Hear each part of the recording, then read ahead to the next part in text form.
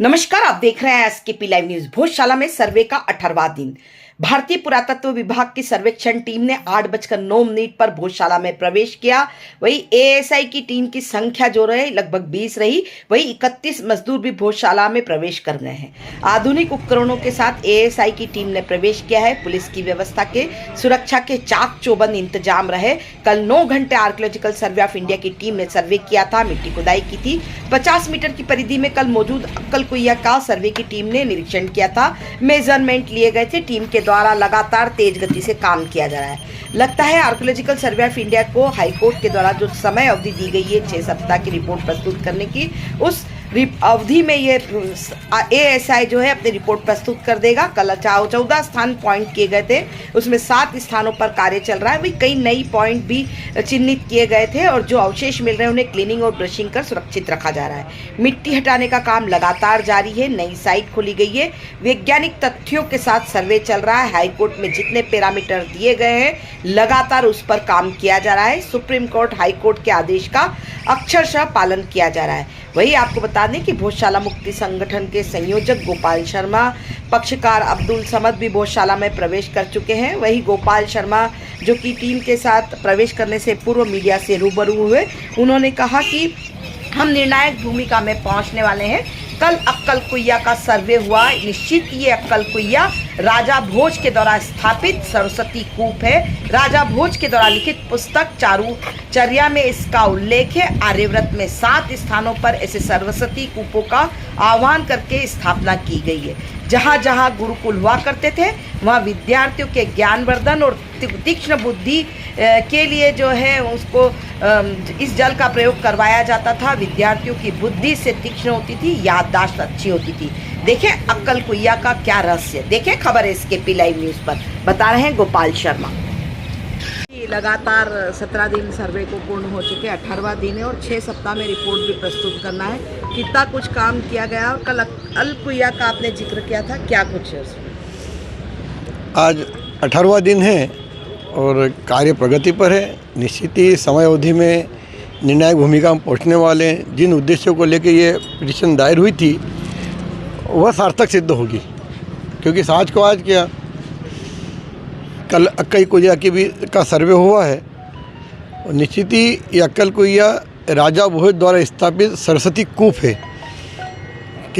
राजा भोज द्वारा लिखित पुस्तक चारुचर्या में इसका उल्लेख है कि आर्यावर्त में 7 स्थानों पर ऐसे सरस्वती कूप का आह्वान करके स्थापित की गई है। कहते हैं जहाँ जहाँ गुरुकुल हुआ करते थे वहाँ विद्यार्थियों को का ज्ञानवर्धन, उनकी बुद्धि तीक्ष्ण हो, मस्तिष्क के जो सिम्टम्स रहते, जो कमजोरी के सिम्टम रहते हैं, उनको तीक्ष्ण करने के लिए इस जल का उपयोग कराया जाता था, जिससे विद्यार्थियों की बुद्धि तीक्ष्ण होती थी, उनका ज्ञान बढ़ता था, उनकी याददाश्त अच्छी रहती थी। जो सरस्वती कूप है, आप सबने यहाँ जो पुराने लोगों ने देखा है कि सरस्वती कूप जो वर्तमान परिस्थिति में जो कैद में है वह स्वरूप नहीं है। इसका रास्ता ये 2 गुंबजों के बीच में से जाता था। ये दोनों गुंबज अलग अलग थे, रास्ता बीच में था।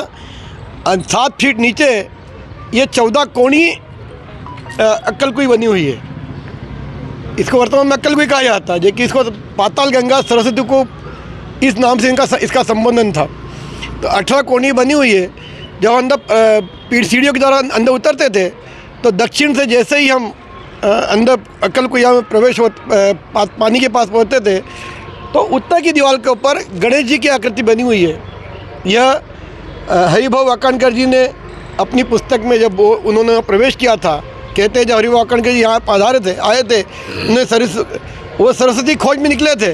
वो जहाँ जहाँ सरस्वती का आह्वान किया था उन सब कूपों गए थे। वो धार भोजशाला में भी आए थे।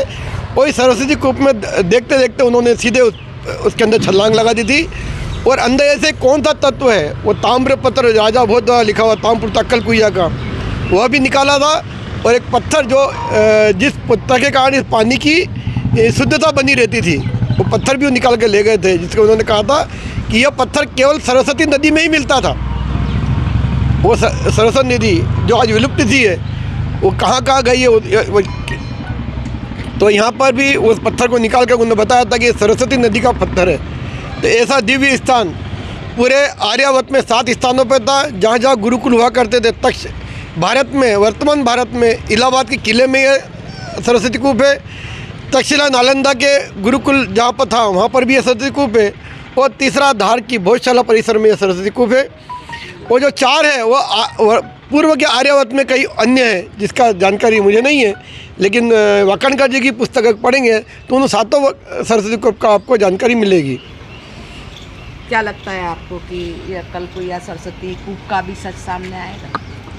साच को आज की जांच चल रही है, उसी के लिए तो हमने हाईकोर्ट में आवेदन लगाया है, लेकिन हर बार आवेदन देकर उसको उस सर्वे को रोकना निश्चित ही उनकी दुराग्रह का परिणाम है। उनकी मानसिकता सामने दिख रही है, क्योंकि जिसका माल नहीं होता ना वो रोक लगाता है।